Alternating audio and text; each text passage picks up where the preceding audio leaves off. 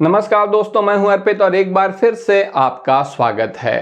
पिछले लोकसभा चुनाव में उत्तर प्रदेश में चौंकाने वाले नतीजे सामने आए। इस वक्त यूपी की राजनीति एक नई करवट ले रही है। जहां भारतीय जनता पार्टी की करारी हार हुई, वहीं समाजवादी पार्टी के राष्ट्रीय अध्यक्ष अखिलेश यादव के नेतृत्व में इंडिया गठबंधन ने 80 में से 43 सीटों पर जीत हासिल की, जिसमें से 37 सीट सपा को और 6 सीट कांग्रेस को मिली। वहीं भारतीय जनता पार्टी मात्र 33 सीटों पर सिमट कर रह गई। लेकिन एक बहुत बड़ा अंतर जिस पर लोग उतना ध्यान नहीं दे रहे हैं वो ये है कि बसपा को यानी कि बहुजन समाज पार्टी को एक भी सीट नहीं मिली।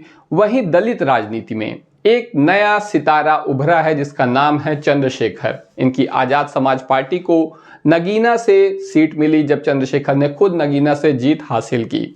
इस वक्त इस बात की कयास लगाई जा रही है कि आने वाले समय में दलित राजनीति का सबसे चमकदार चेहरा कौन होगा, चंद्रशेखर या फिर आकाश आनंद।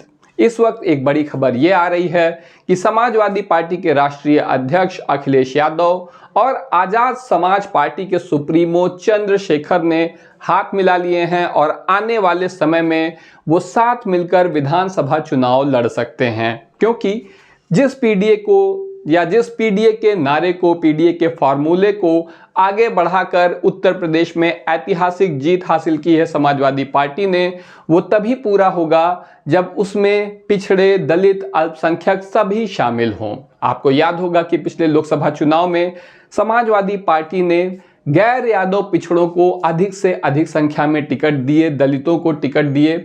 आपको पता है कि अयोध्या की सीट, जो कि एक आरक्षित सीट नहीं है, उसके बावजूद अवधेश प्रसाद को वहां से सपा ने टिकट दिया, जबकि वो दलित समाज से आते हैं।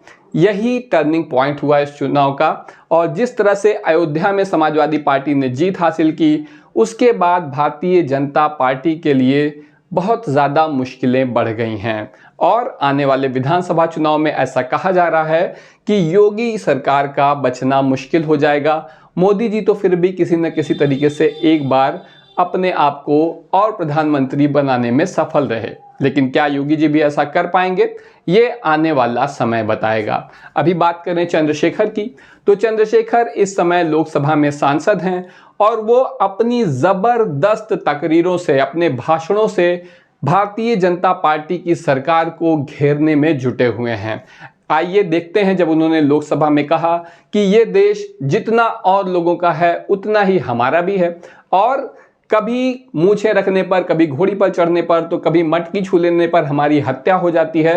ये देश संविधान से चलता है। क्या उन्होंने कहा है, आइए उन्हीं के शब्दों में सुनते हैं। खत्म करते हुए मैं आपसे कहना चाहता हूं कि जितना देश दूसरों का ऐसा, जितना हमारा भी है।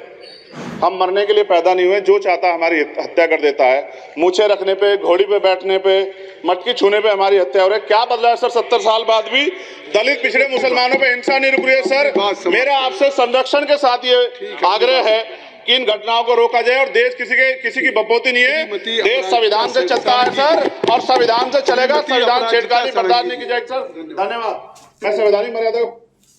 तो जैसा कि आप देख सकते हैं कि यहाँ पर चंद्रशेखर कह रहे थे कि देश संविधान से चलता है। निश्चित रूप से वो दलित मुद्दों को मजबूती से उठा रहे हैं, और आने वाले समय में अगर बसपा ने भी इसी मजबूती से इन मुद्दों को नहीं उठाया तो उसका बहुत बड़ा नुकसान होने जा रहा है। ऐसे में आने वाले विधानसभा चुनाव में जब इस बात की प्रबल संभावना है, ऐसी कयासें लगाई जा रही हैं कि चंद्रशेखर और अखिलेश यादव साथ में आ जाते हैं, तो भारतीय जनता पार्टी किस तरह से अपनी सरकार बचा पाएगी, अपनी कुर्सी बचा पाएंगे मुख्यमंत्री योगी आदित्यनाथ। वहीं बसपा सुप्रीमो मायावती क्या करेंगी और उनके भतीजे आकाश आनंद का क्या भविष्य होगा, इस बारे में आपका क्या कहना है कमेंट सेक्शन में ज़रूर बताएं। आज के लिए बस इतना ही। धन्यवाद।